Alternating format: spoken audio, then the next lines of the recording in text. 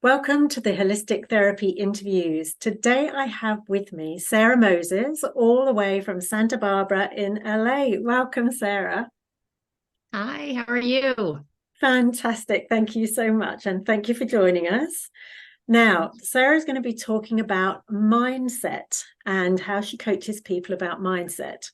And for me, I'm Lucy. I'm a holistic high flow coach, and I help others to reach their peak performance. And so before I ask you about your story, Sara, I'd just like to share a little bit about your background for our listeners. So Sara is a professional speaker and mindset coach with a master's in psychology and a passion for helping others overcome trauma. Sara's made it her mission to help her clients move through seemingly insurmountable challenges and achieve their goals. She openly shares her own personal struggles with how she's been able to find joy and peace by embracing the ancient Japanese concept of wabi-sabi, which celebrates the beauty of the impermanent imperfection of life and all of its twists and turns. With a focus on developing cognitive mastery, practicing positive visualizations, and cultivating gratitude, Sara empowers her clients with the tools they need, not merely to survive, but to thrive. So with that said, Sara, I'd love to hand over to you to share your story and how you came to be a mindset coach. Well, thank you so much for that beautiful introduction. And I could listen to you speak forever. I love your voice. So beautiful. Thank you. I have, as you mentioned, a master's in psychology, and I started out working towards my marriage and family therapy license, which is what we have here in the US. I don't know if it's called the same thing in England. And I did that for years and then got into a few different areas of working because I had young children.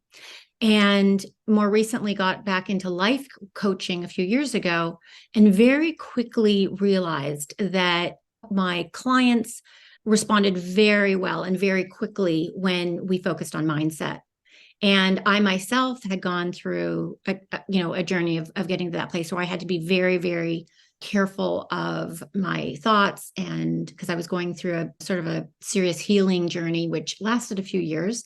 I went through a divorce, and it was very, very painful for me to be apart from my daughters half the time and to sort of be out of, feeling very out of control of a situation. And at that time, realized that my daughters were watching me. I think they thought if mom's going to be okay, then we're going to be okay. So it was a huge motivation for me and a really big why. And I came up with this concept that I just was going to leave no stone unturned. I was going to try everything and anything to make myself feel better so that I could have less anxiety and sleep better and just be able to function in this very stressful time that I think it is for many parents when they're going through a divorce. So I ended up discovering a lot of things that helped me, and I put them in what I call like my emotional first aid kit. So they're things that I know that work and they've worked for me in the past. And so if something comes up in my life, I know exactly what to turn to, whether it was yoga or it was hiking outside in nature, breathing exercises are really, really good for me, journaling, watching comedies. I will just find a great comedy sometimes when I just need to. And also with that, like training your thoughts. I just won't let any thoughts come into my brain. If something negative is coming in and I really know that it's going to take me down a path, I will just shut those thoughts out and try to focus on something positive and often really focus on gratitude.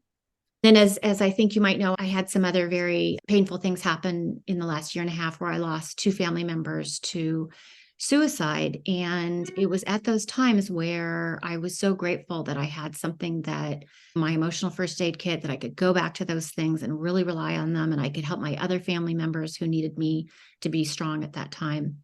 Life experience, it just helps you to be a coach for other people, right? Because you sort of model how to get through hard things. And I try to be very transparent with all of my clients and help them, give them strength and hope. So I don't know if that answered your question. I've been rambling a long time now. So. It did Okay. answer my question. So you've taken that, all of that learning and your struggles, and you're able then to go, okay, I can use this to help other people. And so Was the first thing that you studied psychology? Was that where you started out, Sarah? Yes, yes. Yeah. Yeah, master's in psychology, and I was counseling individuals and young adults, and I was also working in the schools in the Southern California area of like Ventura and Oxnard. And so is there an area that you specialize in, like a certain type of person, or is it anybody?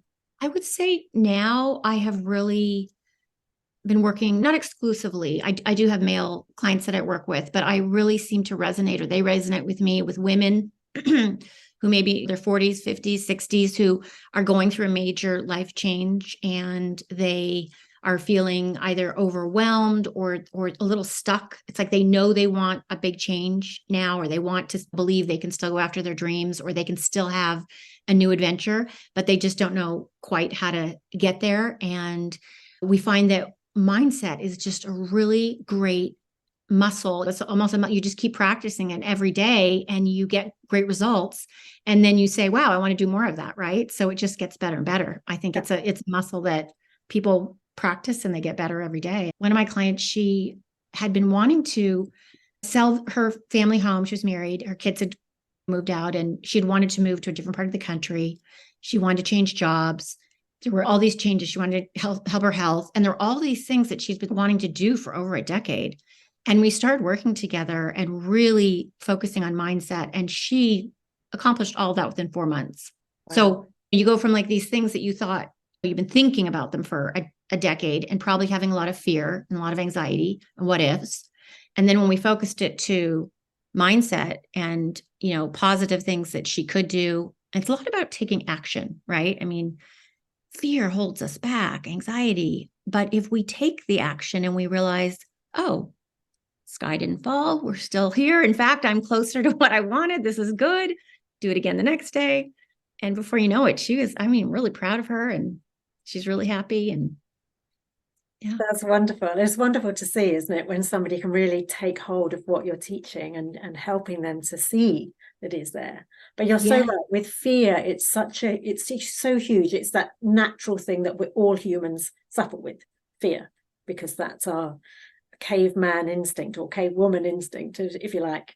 So right. if somebody doesn't really understand about mindset and how somebody can work with your mindset, Sarah, how would you explain that to kind of a novice coming in and looking and saying, how do I do that? How does that work? How can you change my mindset?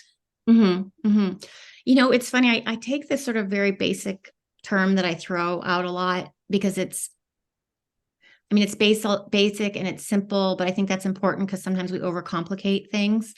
For me, I believe mindset is looking for the good and finding the good every day. It's a choice, it's a decision. And any circumstance that happens, I can either focus on the negative and the bad thing that happened, or I can choose to look for the good, find the good, and then see what part of that I can turn into something even better, right? So it's like, let's say something negative happened to me.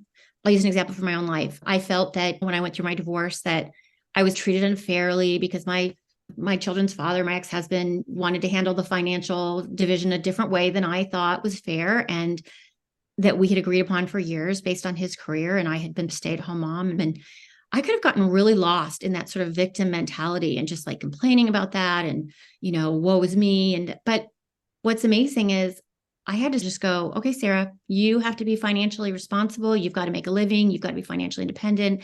I wanted to do certain things for my daughters, and it motivated me so much. And I truly believe that I took chances and put myself out there in very scary situations that I never would have if I had felt more safe financially, if that makes sense. So it's like, I now look back on that as a gift instead of looking at it from a victim mentality. I look at things as happening for me, not to me. Mm-hmm.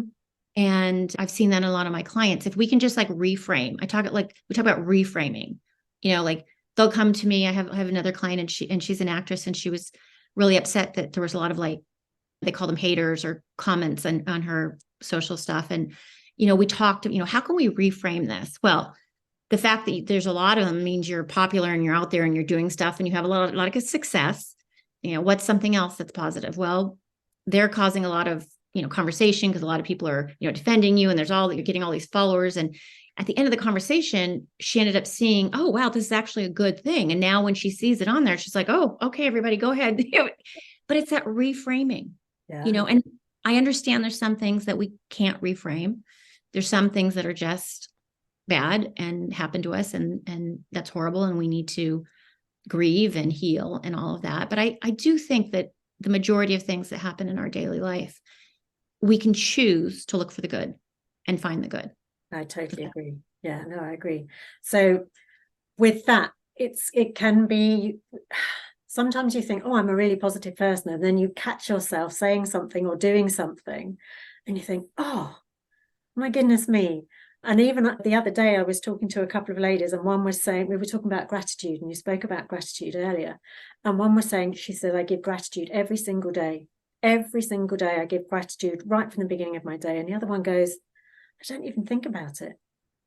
I don't ever give gratitude. Oh. And they're both lovely and they're both positive, but Yeah. one absolutely does it all the time and the other one doesn't. So can you share about that gratitude mindset, and what does gratitude do for the person and their world? Right. I definitely have to, I don't want to say rely on gratitude, but it definitely has gotten me through some very, very challenging, difficult times.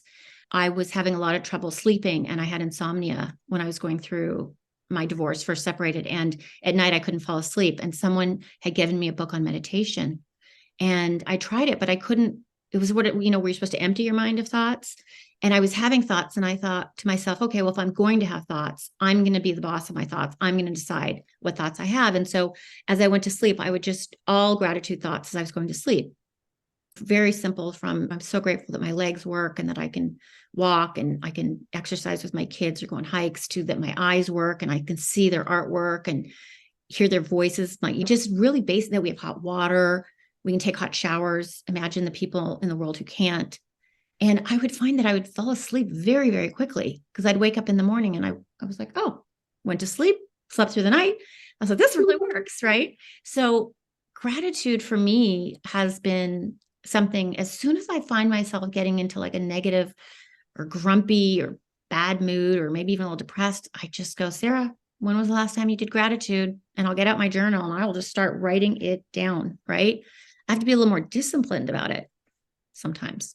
So that's another thing, isn't it? Journaling. So you can say, I like you, at night time, I do my gratitude, and I'm like, oh, I go through my day. And if I can't think of anything more than that, it's that basic stuff that we just take for granted. And yet there are so many people that don't have it, just like you've said. They don't have the hot water. They don't have a bed to sleep in. They don't have a roof over their heads, right? And so journaling is another kind of area to help with your mindset. Because why would you say that's so, Sara? And I think it is good to get thoughts out of your mind and get them on paper. I'm a real big believer that people have too many thoughts in their mind and they let them run wild. And so any way you can get them out of your mind, whether it's focusing on positive or whether it's writing them down on a piece of paper, but I prefer that, they be positive thoughts or thoughts of gratitude. I think that people need to be intentional, I guess that's the word, about what thoughts are in their head. And it's what you put your attention on, right? So your mindset is setting your mind in a certain direction. So I'd certainly want to set it going on a positive track where I'm looking for good things and finding good things and helping other people. I think that's another thing, that mindset. Once you're realizing it works for you and you're a positive person, it's the law of attraction. Good energy, you share that with other people, and then other people who have good energy are drawn to you. So I just feel it makes your whole world better. Yeah. And for somebody listening that is struggling at the moment because they're going through a really challenging time, so maybe they're going through divorce, maybe they're going through financial difficulties, and they're like, but I can't think positive because it feels like nothing positive is happening to me. What would you say to that person to help them in the moment? I would say whenever I've heard that from a client or a family member, or I've thought it myself, if I can get that person to go in that moment, just go try and help someone else with one thing that you're needing, try to give that to somebody else. And you will be amazed at how that changes how you're feeling, how you're thinking. Because you were just mentioning, how other countries don't have these things. You're agreeing with what I had said, and it's like perspective, right? So, for example, the other day I was really struggling. I'm a single mom, and I thought, oh, there's this person that could have really helped me, and they didn't help me, and I really need them to make this call or do this for me right now or whatever. And I was not feeling that well about it. And then I thought, okay, Sarah, go do that for someone else. Who do you know that might be a struggling single mom now that you could make a phone call or an email, reach out to them and ask them what they need? And do you see how it like turned my energy from negative to positive? And then that's just the law of attraction, right? So now I've made a difference in someone else's life. So I think that for anyone out there that is really feeling like they can't do this one thing, try to do that for someone else. And I think the other thing I would suggest to them is to take small action, take mediocre action. It doesn't have to be perfect. Just, one action in the direction of where you're going. I remember one client needed to deal with something financial that was going to be really hard for her, and she really didn't want to make the phone call to this person.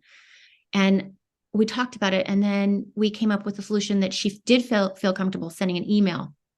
So it's just wherever you're feeling resistance to doing something, try to find then a different way where you will be comfortable doing it. But I do think that people are going to have to get used to being uncomfortable and feeling fear. I think that we are conditioned to think that we need to resist that at all. And I've learned that if I want to accomplish anything, I have to walk actually towards that fear. I have to walk towards what I think I can't do. It feels like a wall of fire, but if I walk through it, gosh, on the other side, I feel like it's everything that I've ever wanted, right? It's right there. And don't you find it's never as bad as you think it's going to be? Exactly, right? You make up this huge story in our head of how bad it's going to be, and oh my goodness, it's going to be terrible, and what they're going to say and how they're going to react if it's somebody you're going to talk to. And they're like, yeah, okay. And you think, what? Right. Yeah. So it can be bizarre. So if somebody came to you for a session, what would they expect to get from you? How would that flow, Sarah? Well, I always tell people right up front, if you want like a real soft, feel good, we're just going to listen and tell me about your feelings. That's not me. I really like to help people take action, and I'm sort of known for that. And so I'm a little tough. I would say the people who work with me would say, not in a bad way, but I have expectations of helping them, and they have expectations of me helping them. So I like to, what I say, call cut to the good part. Let's just, what is it that you need help with? What do you want to accomplish? How can we get you there? And how can you start taking a little bit of action today, tomorrow, next week? We come up with a plan. You have to have a plan, and you have to be working towards that plan. And you have to know what your why is. That's what I do in the beginning, is we really talk, what is your why? Because if your why is big enough and we can determine that, you will feel really good walking through that wall of fire, the fear, anxiety, because your why is so big, it's bigger than the fear. So I'm sort of a very passionate person about helping people get what they want and get to the place they want, because I realize how short this life is. I think that comes from having lost my brother and my cousin. They were both 49 years old. And I don't pussyfoot around the subject of life is short. If you've got dreams or you've got people you want to help, and God gave you a gift and it's inside of you, you have an obligation to be brave and to make brave choices and take action every day so that you can help yourself and then help other people. I'm really passionate about sharing that message. No time to waste. That right? Sounds very good advice. Fantastic. Okay. So we're going to come to our last question. So I'm going to ask you for your top 3 tips, but just before I do, I'm just going to give a little synopsis of what we've been speaking about. So mindset is something that really you're in control of. And if you go to somebody that's going to help you, you're going to get there faster. Because if you're somebody thinking, I'm not really quite sure how to do this, I don't feel like I can be positive, I'm not one of those kinds of people, then maybe this is something that can really help you to move forwards. And so with that said, because you are in control of those thoughts that you're having and being able to reframe, like Sara said, I'm going to ask Sara for her top 3 tips for you listening in, and pass back over to you, Sara, for those. Oh, thank you. Thank you. So I would say, I'm going to revisit it again. I hope people don't get tired of hearing it. Gratitude. Gratitude is number 1. If you can have gratitude every day in your life, your life will be better. It's just that, plain and simple. Be always conscious of what you're grateful for and what you have in your life that others don't have. And then that makes you think of ways that you can, contribute to other people and help other people as well. Then number 2 is always, in any situation, instead of thinking of it happening to you, think about it, how it's happening for you, and then try to go down that path a little farther. In what way is it happening for you? Usually it's a lesson, right? And the third thing I would say is prayer. I'm a big believer in faith and prayer, and it will help you. Even if you're praying that you want your mindset muscle to get bigger, just pray. And whoever you believe in, I believe that person is listening and watching over you, and that they're going to help you have a more positive mindset every day. Fantastic. 3 great top tips. Thank you so much.